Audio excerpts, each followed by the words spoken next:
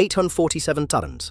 That's what I spent on a brand new set of premium all-season tires, rated for 60,000 miles. At 18,000 miles, the tire tech pulls me into the bay, crouches down, and runs his finger across the outer shoulder of my tire. Bald, worn to the wear bars. He looks up at me and asks one question. What pressure are you running? 32 PSI. Exactly what the sticker on my door says. He shakes his head slowly. That's your problem right there. That conversation changed everything I thought I knew about tire pressure, and what I found out after, about why that number is on your door, who put it there, and who profits every single time you follow it. That's what this video is about. Let me ask you something. Where did you get your tire pressure number? If you're like 8 out of 10 drivers, and the NHTSA says exactly that, only 19% of drivers properly inflate their tires, you got it from that little sticker inside your driver's door jamb. 32 PSI, maybe 35. You've never questioned it. Neither did I. Here's what nobody tells you. That number is not the optimal pressure for your tires. It's not even close to optimal. That number was calculated by liability lawyers covering a worst-case scenario that almost never applies to you. Think about what that worst-case scenario actually looks like. 5 adults packed into the car, boot stuffed with luggage, merging onto a motorway at 75 mph in summer heat. That is the situation the engineers designed that number for. House is on fire. That warning light is not there to help you maintain correct pressure. It exists purely to prevent catastrophic failure. The absolute minimum pressure needed to safely support the maximum rated weight without the tire failing. Now think about how you actually drive.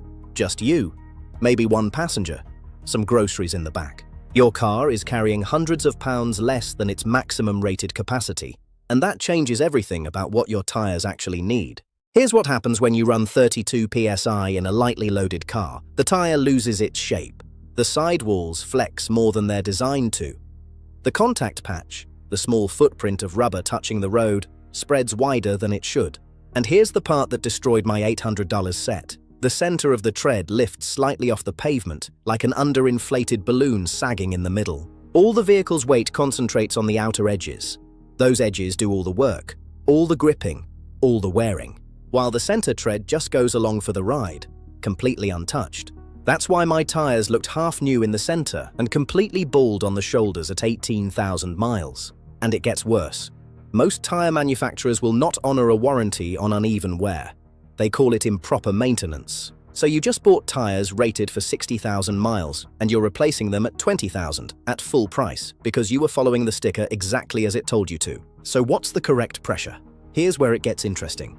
And here's where every tire shop in the country stays quiet. The right pressure has nothing to do with your car. It has everything to do with your tire. Walk out to your car after this video. Find the tire sidewall, the side facing you. Look for the words max press or maximum pressure. On most standard passenger tires, you'll see something like max press 51 PSI. That number is what your tire is actually engineered to handle. Not 32, not 35, 51. Now here's the maths that changes everything. The optimal pressure for even tread wear, best fuel economy, and sharpest handling sits 10 to 15% below that maximum. For most passenger tires rated at 51 PSI, that sweet spot lands between 38 and 42 PSI. I know what you're thinking right now. That sounds dangerously high. If you've spent your whole life at 32, running 40 feels like you're about to blow something out. So let's put it in real perspective. If your tire is rated for 51 PSI maximum and you're running 40, that's not even 80% of its rated capacity. You're not overinflating anything. You're running the tire closer to where it was actually designed to perform. After I replaced my destroyed set, I ran an experiment. Same brand, same tire model, same driving habits.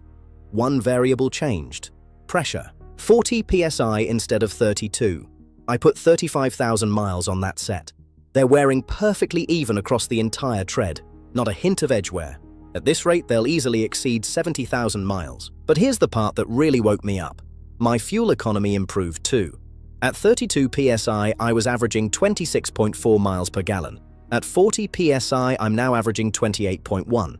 That's a 6.4% improvement. Over 15,000 miles a year at current fuel prices, that's roughly 120 tons saved annually on fuel alone. Add the extra tire life and you're looking at close to $300 saved every single year, just from ignoring that sticker. Now here's where most people make their second mistake. They set their pressure correctly, 40 PSI, feel good about it. And then think, if anything goes wrong, my TPMS warning light will catch it. It won't. Not when it actually matters. Here's how TPMS actually works. That little light on your dashboard triggers when pressure drops 25% below the manufacturer's recommended level. If your door sticker says 32 PSI, that warning light will not illuminate until you hit approximately 24 PSI. 24 PSI is not a maintenance reminder, that is an emergency. At 24 PSI, your sidewalls are flexing so violently that heat buildup alone can cause a blowout. Your stopping distance has increased dramatically. According to NHTSA data, improper tire pressure is a contributing factor in 660 traffic fatalities every single year. Not bald tires, not blowouts from debris. Improper pressure in tires that looked completely fine from the outside. By the time that light comes on, you've already been destroying your tires for weeks, possibly months, silently, while you drove around thinking everything was fine. Think of it this way. Your TPMS is a smoke detector. It doesn't beep when the kitchen gets smoky. It screams when the house is on fire. That warning light is not there to help you maintain correct pressure. It exists purely to prevent catastrophic failure. Two completely different jobs. Both are critical for safety. There's one more thing about TPMS that almost no one knows, and even fewer tire shops will tell you. When you inflate your tires, the TPMS system does not automatically update. It still uses the old baseline values from the last time it was calibrated. So if your tires were low at 28 PSI before you filled them, the system thinks 28 PSI is normal. 2 weeks later, if one tire leaks down to 30 PSI, the system won't alert you because it thinks you're still fine. To reset it properly, turn the ignition to on without starting the engine, access vehicle settings, find the TPMS reset option, confirm, then drive above 30 mph for several minutes so the system stores the new values. Check your owner's manual for your specific model. Skip that step, and you've effectively disabled your safety system while believing it's protecting you. So what actually watches your pressure between emergencies? You do. With a gauge. Buy a digital tire pressure gauge. They cost about $12. Keep it in your glove box. Check every tire. Cold. On the first morning of every month. Cold means the car has been parked for at least 3 hours. Hot tire readings are useless. Driving raises internal temperature by 50 degrees or more, inflating the reading by 4 to 6 psi. If you check after driving and adjust down to hit the recommended number, you've just underinflated your tires. Don't do it. Here's something that catches every driver off guard. You set your tires to 40 psi in September. Feels good. You're doing it right. November arrives. Temperatures drop. You grab the gauge. 34 psi. You've lost 6 psi and never touched a thing. This isn't a leak, this is physics. For every 10 degrees, about 5.5 degrees, drop in outside temperature, your tires lose approximately 1 psi just from the air inside contracting. Set your tires in summer at 25 degrees, and when winter drops to 5 degrees, that's a 30 degree swing. You've lost 5 to 6 psi without a single puncture. That 40 psi you set in August quietly becomes 34 by December, and your TPMS, sitting silent at its 24 psi emergency threshold, says nothing. 2 specific moments to check more than once a month. First 2 weeks of autumn when temperatures start falling fast. First 2 weeks of spring when they swing back up. Pressure can shift 2 to 3 psi in a single week during seasonal transitions. That's fast enough to matter before your next monthly check catches it. One more thing nobody mentions. Check your spare. Spare tires lose approximately 1 psi per month just sitting in the boot. Most temporary spares require 60 psi, far higher than regular tires. If your spare hasn't been checked in 2 years, it may be sitting at 36 psi when you need it most, on the side of a motorway, in the rain. Check it every time you check your main tires. 30 extra seconds could save you hours. Remember that question from the beginning. Who benefits when you replace tires 20,000 miles early? Let's actually answer it, because once you see the full picture, you can't unsee it. 3 groups, 3 different ways of profiting from your tire pressure ignorance. First, the manufacturers. They set that door sticker number low deliberately, not because it's optimal for your tires, because it covers their worst-case liability scenario. A low number protects them legally. What it does to your tire wear over 3 years is not their problem. You already bought the car. Second, the tire shops. The tech who told me about my destroyed tires knew instantly what 32 psi does to a lightly loaded car. He'd seen it thousands of times, but knowing the problem and volunteering the solution are 2 different things. Every time you walk in 20,000 miles early needing a new set, that's $800 in their register. They're not lying to your face. They're just not correcting you. Both cost you exactly the same amount. Third, the dealerships. Nitrogen fills at 8 torrs per tire for a gas that regular air is already 78% composed of.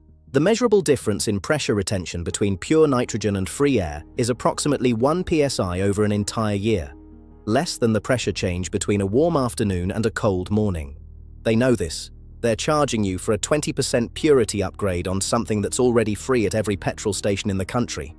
The entire system, the low sticker number, the TPMS false security, the nitrogen upsell, extracts money from the same source, your tire pressure ignorance, and the fix costs $12 and 5 minutes a month. Here's exactly what you do right now. Step 1. Go to your car. Find the maximum pressure number on your tire sidewall. Step 2. Start 6 PSI above your door sticker number. Door says 32, set it to 38. Drive for 2 weeks and check the wear pattern. Edges wearing faster, add 2 PSI. Center wearing faster, drop 2 PSI. Most drivers land between 38 and 42 PSI. Step 3. Set a reminder on your phone. First of every month. 5 minutes. 4 tires. Done. Step 4. Reset your TPMS so it knows your new correct baseline. Step 5.